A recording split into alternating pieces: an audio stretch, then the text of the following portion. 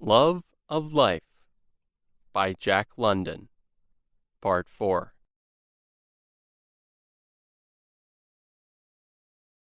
In the afternoon the man came to a track. It was that of another man who did not walk, but who dragged himself on his hands and knees. The man thought it might be Bill, but he thought about it without any interest. He had no curiosity. Feeling and emotion had left him. He was no longer able to feel pain, yet the life that was in him drove him ahead. He was very tired, but it refused to die. It was because it refused to die that he still ate muskeg berries and small fish, drank his hot water, and kept a careful eye on the sick wolf. He followed the track of the other man, who dragged himself along. Soon he came to the end of it. There were a few freshly cleaned bones where the grass was marked by the footprints of many wolves. He saw a moose-skin bag, exactly like his own. It had been torn by sharp teeth. He picked it up, although its weight was almost too much for his weak fingers. Bill had carried it to the end. Now he would have the last laugh. He would live and carry it to the ship in the shining sea. He laughed aloud, making an inhuman sound, and the sick wolf howled with him. The man ceased suddenly. How could he laugh at Bill, if that were Bill? If those bones, so pinky white and clean, were Bill? He turned away. Bill had deserted him, but he would not take the gold, nor would he eat Bill's bones. Bill would have done so, however, had their situations been exchanged. He came to a pool of water. Bending over it in search of fish, he threw his head back as if he had been struck. He had caught sight of his face in the water. So awful was it that his feelings were stirred long enough to be shocked. There were 3 fish in the pool, which was too large to empty. After several attempts to catch them in his tin container, he stopped. He was afraid, because of his great weakness, that he might fall and sink into the water. It was for this reason, too, that he did not trust himself to ride down the river atop one of the many logs to be found along its banks. That day he lessened the distance between him and the ship by 3 miles. The next day he traveled only 2 miles, because he was now dragging himself on his hands and knees, as Bill had done. At the end of the 5th day the ship was still 7 miles away. He was unable to travel as much as a mile a day. However, the summer weather continued, and he continued to move toward the ship. And always the sick wolf coughed at his heels. His knees had become red meat like his feet. Although he bound them with the shirt from his back, it was a red track he left behind him on the grass and stones. Once, glancing back, he saw the wolf licking his bloody track hungrily. He saw clearly what his own end might be, unless he could kill the wolf. Then began as awful an event as has ever been told. 2 sick creatures, dragging their dying bodies across a wasteland and hunting each other's lives. Had it been a well wolf, it would not have mattered so much to the man. But the thought of feeding the mouth of that nearly dead thing was hateful. His mind had begun to wander again, and he was troubled by hallucinations. His reasonable moments grew shorter. He was awakened once from a faint sleep by a cough close to his ear. The wolf leaped back, losing its footing and falling in its weakness. It was a funny sight, but he could not laugh. Nor was he afraid. He was too far gone for that.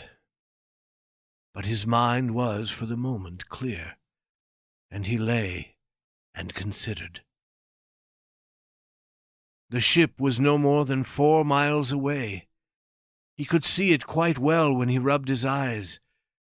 He could also see the white sail of a small boat cutting the water of the shining sea. But he could never drag himself those 4 miles. He knew that, and was very calm about the fact. He knew that he could not travel another 1/2 a mile, and yet he wanted to live. It was unreasonable that he should die after all he had been through. Fate asked too much of him. And dying, he could not accept death. It was madness, perhaps, but in the very grasp of death he refused to die. He closed his eyes and tried to keep himself calm. He struggled against the awful desire for sleep that threatened him. It was much like a sea, this deadly sleepiness. It rose and rose, mastering his entire self bit by bit. Sometimes he was almost lost, swimming through its waters with a weakening effort. Then, by some strange power of the soul, his will would strike out more strongly against it. Without movement, he lay on his back.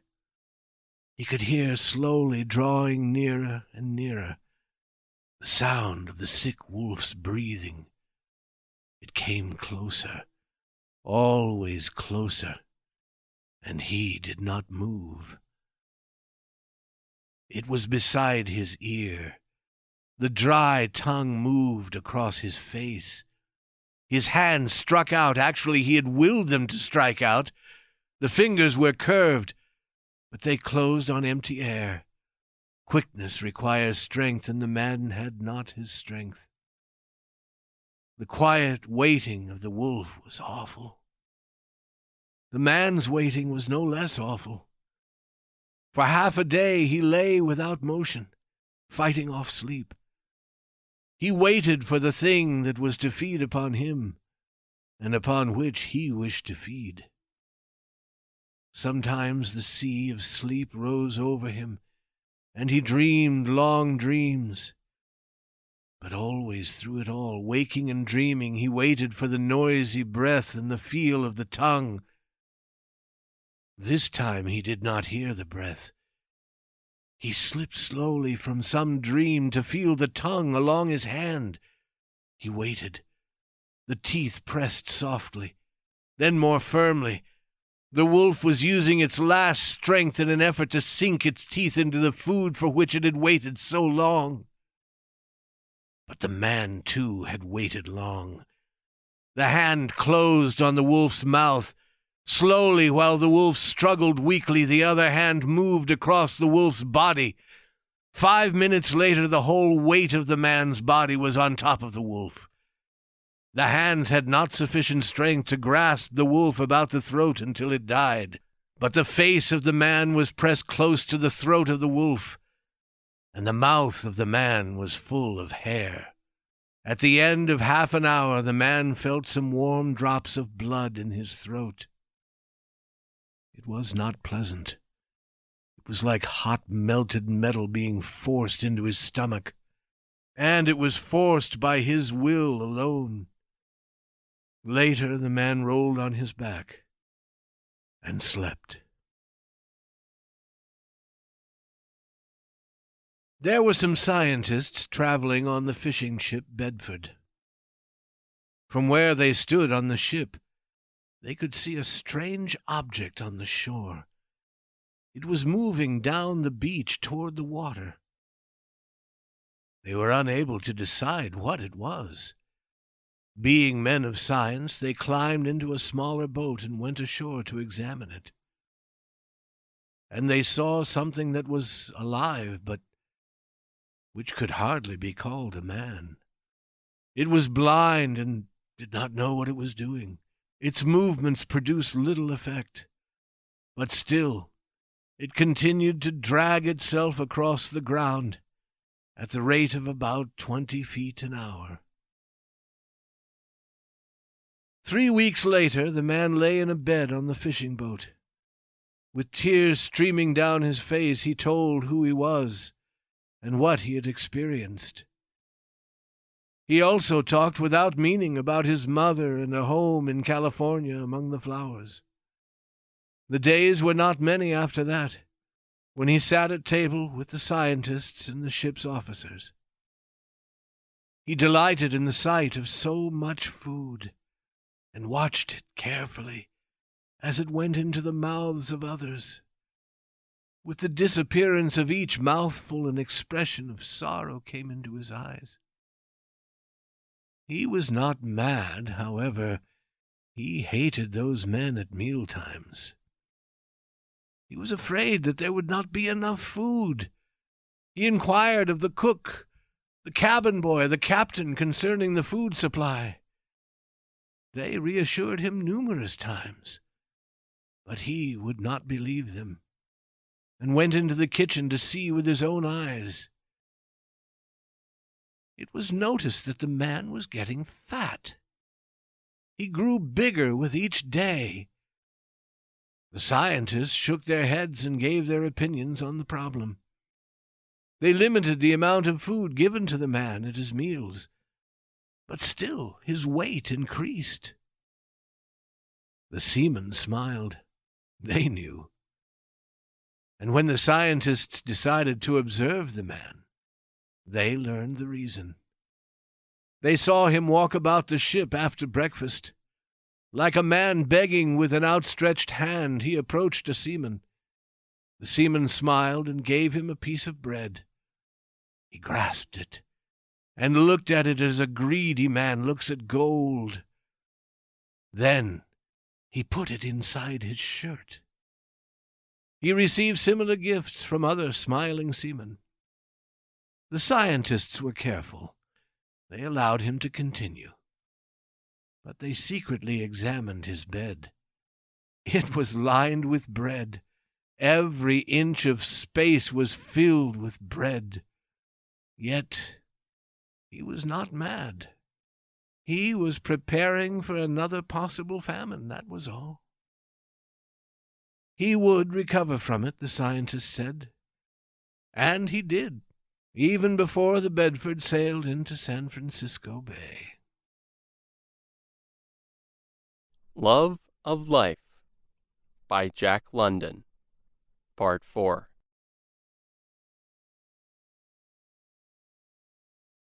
In the afternoon the man came to a track. It was that of another man who did not walk, but who dragged himself on his hands and knees. The man thought it might be Bill, but he thought about it without any interest. He had no curiosity. Feeling and emotion had left him. He was no longer able to feel pain.